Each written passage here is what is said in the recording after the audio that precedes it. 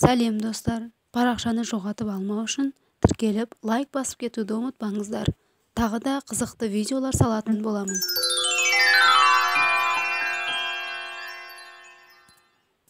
Бұрында қалада бір кішкентай тышқан жасайтын еді. Бір күні ол сөреден бір сурет көріп қалады. Ол ауылда тұратын досы еді.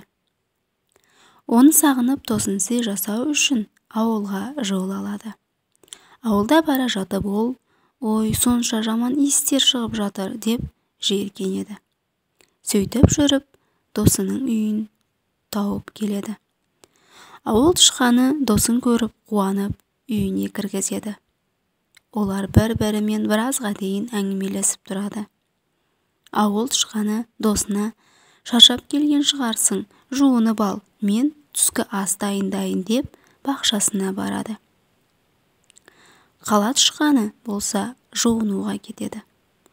Ол жуынып жатып барлық суды тауыстып қояды. Ой, бұл жерде су да жоқ екен, қалада жасаған жақсы екен деп ойлайды. Және өте ашуланады. Ауыл тышқаны түскі ас үшін барлығын дайындап қояды. Дастарханда қызылша, жүгері, сүт, картоп барлығы бар еді. Ауыл тышқаны қонақжайлылық көрсетеді. Қала тышқаны, міне ауылда не жейді екенсіңдер, қарапайым дәндер, өте дәмсіз тағамдар екен деп жақтырмайды. Түскі астан соң ауыл тышқаны досына ауылды көрсетпек болады. Таза ауа, гүлдер иісі қала тышқанына ұнайды. Ауыл тышқаны түрлі азықтармен таныстырып шығады. Бара жатып олар тыңайтқыштың жанынан өтеді. Қала тышқаны, бұл жердің иісін жаманын-ай, қала болса өте таза дейді.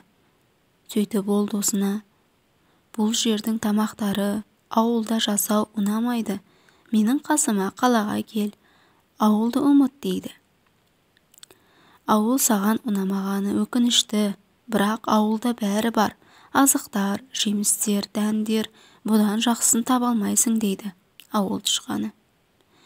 Жақсы, қалаға бір-екі күнге қонаққа кел, қалай жасап жатқанымды көр. Ол жақта менде ірімшік, спагетти, жаңғақтар, қалаған нәрсең бар. Сен әлбетте таң қаласың дейді. Ол заттарын жинап үйіне қайтып кетеді. Екеуі қоштасады. Бірнеше күннен соң ауыл тышқаны досына көруге бармақшы болады. Қалаға келіп үлкен ғимараттарды көреді. Көліктерді қарап таңданып қалады. Сөйтіп тұрғанда алдынан көлік келіп басып кете жастайды. Қала өте шулы екен дейді. Ақыры ол досының үйін тауып келді. Бір-бірін көріп қуанады.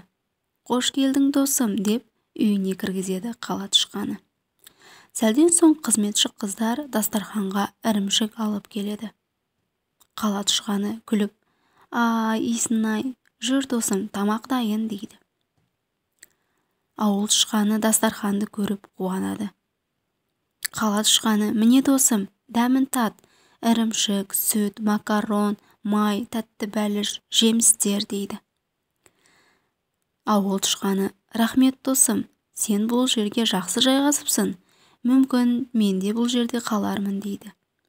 Екеуі енді жемекші болғанда қызметші қыз келіп, жоғалыңдар тегін тамақтар, оларды таяқпен соға бастайды. Қала тышқаны өте ыңғайсыз жағдайда қалып, қане кетейік тез бұл жерден дейді.